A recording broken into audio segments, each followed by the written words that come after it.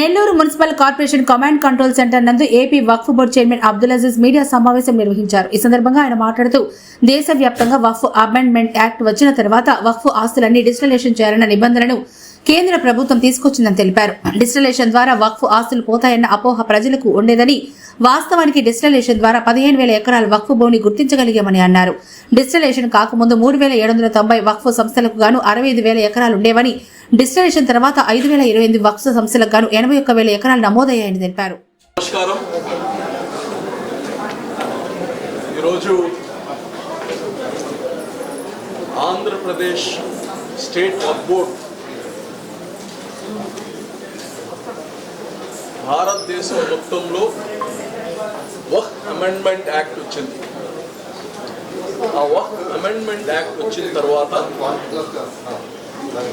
వక్ఫ్ properties అన్ని digitalise చేయాలి అనేది కేంద్ర ప్రభుత్వం దాన్ని ఒక నార్మ్ చేసింది. అంటే ప్రతిదీ ఒక పోర్టల్లో ఉండాలి. ఈ వక్ఫ్ ఆస్తులు అనేది దేవుని యొక్క ఆస్తులు అన్ని కానీ ఒక దగ్గరనే డిజిటలైజ్ అయ్యి దాని కొలతలు కావచ్చు, జియో ట్యాగింగ్ కావచ్చు, ఎక్కడ ఆస్తి ఉంది, దాని స్వరూపం ఏంటి, ఈరోజు ఇవన్నీ కోఆర్డినేట్స్తో పాటు, జియో కోఆర్డినేట్స్తో పాటు మీరు ఆన్లైన్ చేసి అప్లోడ్ చేయండి అని చెప్పడం జరిగింది. అయితే దానికి డిసెంబర్ 6వ తారీఖు దాకా సమయం ఇచ్చింది.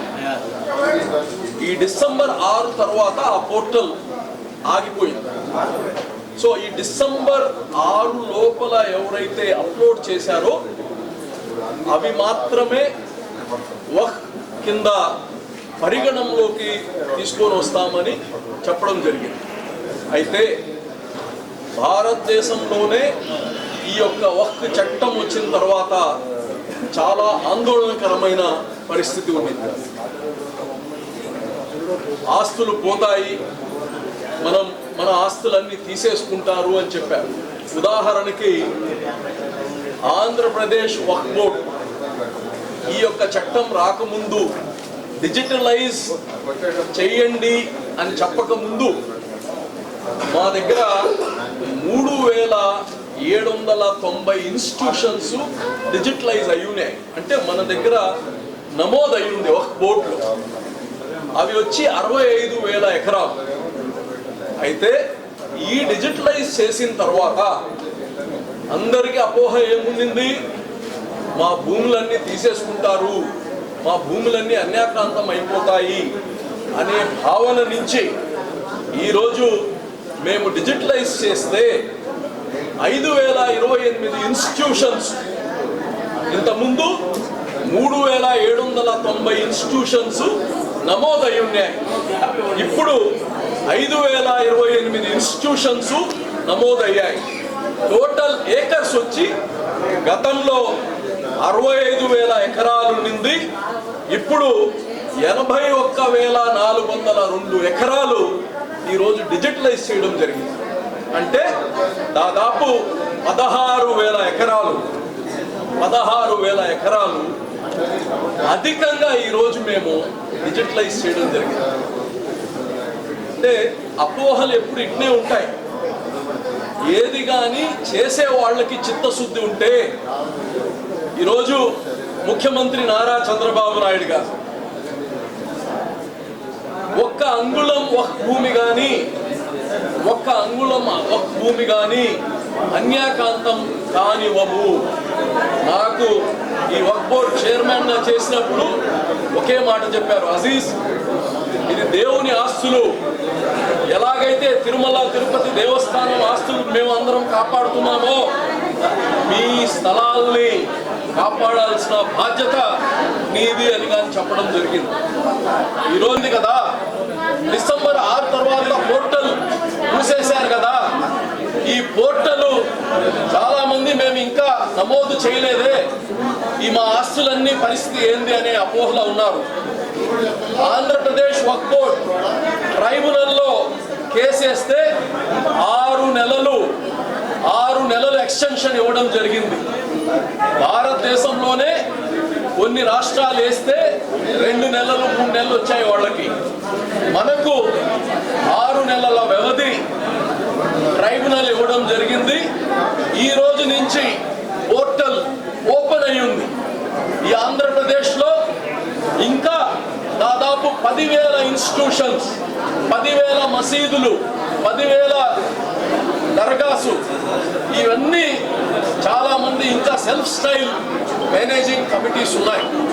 వాళ్ళందరూ ఏంటంటే ఈ యొక్క నమోదు చేస్తే మేము ఈరోజు కమిటీలుగా మేమున్నాము, ప్రెసిడెంట్గా మేమున్నాము, రేపు మేము వక్ఫ్ బోర్డులో నమోదు చేస్తే మా కమిటీల్ని తీసేస్తారు అనే అపోహ ఉంది.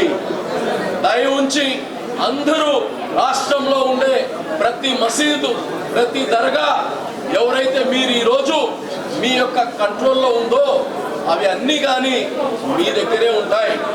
ఎవరైతే సెల్ఫ్ స్టైల్ కమిటీలు ఇప్పుడు నడుపుతున్నారో అవి మీ పేర్లే ఉంటాయి. దయచేసి అపోహకు పోవద్దు. వక్ఫ్ బోర్డు వచ్చి దాన్ని తీసుకునేది ఉండదు. మీ యొక్క కంట్రోల్లోనే మీ యొక్క మసీద్ కావచ్చు, మీ దర్గా కావచ్చు, మీ ద్వారానే మీ మేనేజ్మెంట్లోనే నడుపుతాము. చాలామంది అపోహతో పడి ఈ యొక్క ఇన్స్టిట్యూషన్స్ని ఎన్రోల్ చేయట్లేదు. ఈరోజు ఒక వ్యక్తికి ఈరోజు భారతదేశంలో ఆధార్ కార్డు ఎంత ఇంపార్టెంటో, ఒక దైవ సంస్థ ఏదైతే ఉందో ముస్లిం సమాజానికి సంబంధించింది అది వక్ఫ్ బోర్డులో నమోదు కావాలి. ఆ ఆస్తి ఎంత, దాని కొలతలు ఎంత, దాని యొక్క జియో ట్యాగింగ్ ఉంటే రేపు ఉత్తర ఈ యొక్క ఆస్తి దేవుని ఆస్తి అని గుర్తింపబడుద్ది. ఈరోజు ఇది మనకే కాదు, అన్ని మతాలకి. ఈరోజు హిందూ దేవాలయాలు ఉన్నాయి, అన్ని దేవాలయాలు ఎండోమెంట్లో ఎన్రోల్ అయి ఉంటాయి. ఇది వ్యక్తి ఆస్తులు కాదు. గుళ్ళు కావచ్చు, చర్చులు కావచ్చు, మసీదులు కావచ్చు, దర్గాలు కావచ్చు, ఇవి వ్యక్తి ఓనర్షిప్ ఉండదు, దేవుని యొక్క ఓనర్షిప్. ఏదైతే దేవుని ఉందో అవి అన్ని కానీ ఎన్రోల్ అవ్వాలి వక్ఫ్ బోర్డులో. ఈరోజు వక్ఫ్ బోర్డు ఏం చేసింది, ఈ వక్ఫ్ యాక్ట్ అనేది భారతదేశానికి మొత్తం ఒకే యాక్ట్, భారతదేశానికి మొత్తం. కాబట్టి ఇది నెగిటివ్గా ఆలోచించాల్సిన అవసరం లేదు. ఈరోజు మన ముఖ్యమంత్రి ముస్లిం సమాజంకి సంబంధించిన ఏది అన్యాక్రాంతం కాకూడదు అని చెప్తున్నారు. మీకు చాలామందికి అనేక అపోహలు ఉన్నాయి. ఈరోజు చూస్తారండి, ఎక్కడ కానీ ప్రతి ఆస్తిని కాపాడడానికి ఈరోజు ప్రయాసపడుతున్నాము. రాష్ట్ర ప్రభుత్వం కానీ కంప్లీట్గా ముఖ్యమంత్రి గారు వక్ఫ్ ఆస్తుల్ని కాపాడాలనే ఒక ఆలోచనతోనే ఉన్నారు. నేను మళ్ళా ఆంధ్రప్రదేశ్లో ఉండే ప్రతి మసీదు, దర్గా ఎవరైతే మీరు వక్ఫ్ బోర్డులో నమోదు కాలేదో మీరు నమోదు అవ్వండి. ఈ రోజు నుంచి పోర్టల్ ఆన్ అయింది, ఓపెన్ అయింది. మీకేమైనా దాంట్లో డౌట్స్ ఉంటే వక్ఫ్ బోర్డుకి డైరెక్ట్గా ఫోన్ చేయొచ్చు, లేదా మీరు అక్కడ CEO ఉంటారు, వాళ్ళని కలవచ్చు. అలాగనే డిస్ట్రిక్ట్లో వక్ఫ్ ఇన్స్పెక్టర్స్ ఉన్నారు ప్రతి డిస్ట్రిక్ట్లో, వారి దగ్గర పోయినా మీకు ఏదైనా దాంట్లో అర్థం కాకపోతే ఆ పోర్టల్లో ఎలాగ అప్లోడ్ చేయాలో కానీ అందరికీ చెప్తామని కానీ తెలియజేస్తున్నాను. అదేవిధంగా ఒక సంవత్సరం అయింది మేము వచ్చి, ఒక బోర్డు ఫామ్ అయ్యి, నూతన బోర్డు ఫామ్ అయ్యి 1 సంవత్సరం అయింది. అయితే అన్ఫార్చునేట్గా ఇవన్నీ వక్ఫ్ బోర్డు అమెండ్మెంట్ రావడం, దీంట్లో అందరూ ఆందోళన పడడం, అందరూ చాలామంది ఇష్టం వచ్చినట్టు వాళ్ళకి అనుకూలంగా ఉన్నట్టు మాట్లాడుకోవడం. దీంట్లో ఈ వక్ఫ్ ఆస్తుల నుంచి అభివృద్ధి చేసి, ఈ వక్ఫ్ ఆస్తుల నుంచి ఇన్కమ్ జనరేట్ చేసి పేద ముస్లిమ్స్కి సహాయం చేసే దాంట్లో కొద్దిగా వెనకపడాం మేము. ఎందుకంటే ఆస్తులే ఉండవు అనే భావనలో ఉన్నప్పుడు ఇంకా ఆస్తుల్ని ఎక్కడ డెవలప్ చేయగలుగుతాం? సో ఆ భావనలన్నీ వదిలేయండి. ఇంకా నుంచి మేము కానీ వక్ఫ్ బోర్డు నుంచి ఆస్తులు ఏమైతే ఉన్నాయో దాన్ని ఈ సమాజంలో ముస్లిం సమాజానికి పేద బిడ్డల చదువుల కోసం రేపు మార్చి నుంచి స్పెసిఫిక్గా ఇంటర్మీడియట్ పిల్లలకి కార్పొరేట్ విద్యని అందించడానికి ఒక టాలెంట్ టెస్ట్ పెట్టి వాళ్ళందరినీ కార్పొరేట్ రెసిడెన్షియల్ స్కూల్స్లో చేర్పించి ఆ పిల్లలకి ఉన్నత స్థాయికి పోవడానికి తోడ్పాటు అవడానికి చేయబోతున్నాము. అదేవిధంగా దాదాపు 20 స్కిల్ డెవలప్మెంట్ సెంటర్స్ ఆంధ్రప్రదేశ్ మొత్తంలో 20 స్కిల్ డెవలప్మెంట్ సెంటర్స్ ఇనీషియల్గా మహిళల కోసం ట్రెడిషనల్ స్కిల్స్ స్టార్ట్ చేస్తున్నాము, టైలరింగ్ అటువంటి. తర్వాత నెక్స్ట్ ఫేజ్లో డిజిటల్ స్కిల్స్ కానీ స్టార్ట్ చేయబోతున్నాము. అదేవిధంగా బారాషాహిద్ దర్గా నెల్లూరు రొట్టెల పండుగ ఏదైతే ఉందో అక్కడ కానీ మంత్రి నారాయణ గారి సహకారంతో, అలాగనే ఇక్కడ రూరల్ ఎమ్మెల్యే శ్రీధర్ రెడ్డి గారి సహకారంతో, అలాగనే మా మైనార్టీ మినిస్టర్ ఫారూక్ గారి సహకారంతో చంద్రబాబు గారు ముఖ్యమంత్రి ఉన్నప్పుడు గతంలో ప్రామిస్ చేశారు ఈ బారాషాహిద్ దర్గాకి మంచి అక్కడ ఈద్గా మసీద్ అవన్నీ డెవలప్ చేయడానికి. అది ఆల్మోస్ట్ ఫైనల్ స్టేజ్కి వచ్చేసింది. ఈ నెలలో దానికి కానీ టెండర్లు పిలిచి ఒక అద్భుతమైన కన్వెన్షన్, ఒక అద్భుతమైన ప్రజలకి ఉపయోగపడేటట్టు ఒక మసీదు, అలాగనే ఈద్గా కమ్ సోషల్ యాక్టివిటీస్కి వాడుకునేటట్టుగా ఒక 40,000 చదరపు అడుగుల ఒక హాల్ని కట్టబోతున్నాము.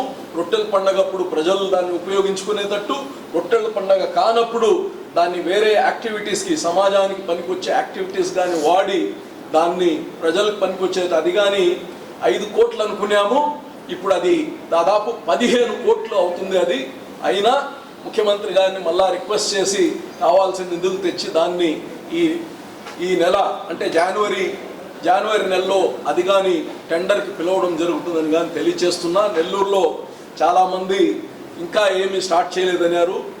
కొద్దిగా ఆలస్యమైంది, ఎందుకంటే గతంలో రెగ్యులర్ రేకుల షెడ్ లాగా వేయాలనుకున్నాం. రేకుల షెడ్ కాదు, దాన్ని కంప్లీట్గా ఆర్సీసీ స్లాబ్తో చేయాలి, 10 కాలాల పాటు ఉండాలి అని చెప్పి 5 కోట్లతో పూర్తి చేయాలనుకున్నాం ఆ రోజు. కాదు, ఇది 15 కోట్లు అవుతుంది. 15 కోట్లైనా 10 కాలాల పాటు ఉంటుంది కాబట్టి దాన్ని ఆర్సీసీగా ఇప్పుడు చేయబోతున్నామని కానీ తెలియచేస్తున్నా. అదేవిధంగా నెల్లూరులో మంత్రి గారు నారాయణ గారు చాలా స్కూల్స్ సిఎస్ఆర్ ఫండ్స్ ద్వారా అద్భుతంగా తయారు చేస్తున్నారు. ఆ ఇన్ఫ్రాస్ట్రక్చర్, చదువు ఒకటి, ఇన్ఫ్రాస్ట్రక్చర్ కానీ మామూలుగా చెట్టు కింద కూర్చొని చదివినా చదువు వస్తుంది, కానీ ఈ రోజుల్లో ఇన్ఫ్రాస్ట్రక్చర్ ఇంకొద్దిగా కాంప్లిమెంట్ చేస్తుంది. మంచి వాతావరణం, మంచి క్లాస్ రూమ్స్, మంచి డిజిటల్ ఇది. సో ఇవన్నీ చూసిన తర్వాత నాకు కానీ చిన్న ఆశ వచ్చింది. మాకు కానీ అనేక స్థలాలు ఉన్నాయి. నెల్లూరులో ఒక స్థలం నేను కానీ స్కూల్ కోసం ఇస్తాను, మాకు ఒక సిఎస్ఆర్ ఫండ్ నుంచి మాకు ఒక మంచి స్కూల్ కట్టేయండి, ఆ జెండా వీధి, కోటమిట్ట, ఆ ప్రాంతంలో మాకు స్థలం ఉంది, ఒక బడికి మీరు సహాయం చేయండి అని అడిగితే తప్పకుండా 10-15 కోట్లు అవుద్ది ఈరోజు మనం చెప్పుకునే స్కూల్స్ కట్టాలంటే. అది ప్రభుత్వం దగ్గర ఈరోజు తెలుసు మనకు ఆర్థిక పరిస్థితి కొద్దిగా కష్టంగా ఉంది. సో సిఎస్ఆర్ ఫండ్స్ ద్వారా మంత్రి గారు ఒక మంచి స్కూల్ మాకు కట్టడానికి తోడ్పడుతుందానికి ఆయన ఇన్ ప్రిన్సిపల్ నాకు పర్సనల్గా అగ్రీ చేశారు. అది మీకు చెప్పేస్తున్నారు. సో మంత్రి గారు ఈరోజు ఆ స్థలాన్ని కానీ విజిట్ చేస్తానని చెప్పారు. అది కానీ ఫస్ట్ ఆంధ్రప్రదేశ్లో వక్ఫ్ బోర్డ్ నుంచి, ఇది ఆంధ్రప్రదేశ్లో వక్ఫ్ బోర్డ్ నుంచి మొట్టమొదటి స్కూళ్ళు నెల్లూరులో రాబోతుంది. ఎల్కేజీ నుంచి ఇంటర్మీడియట్ దాకా ఒక అద్భుతమైన ఇంటర్నేషనల్ స్టాండర్డ్స్తో కలిగిన స్కూల్ని కట్టబోతున్నాను కానీ ఆంధ్రప్రదేశ్ ప్రజలకు తెలియజేస్తున్నాం. Thank you.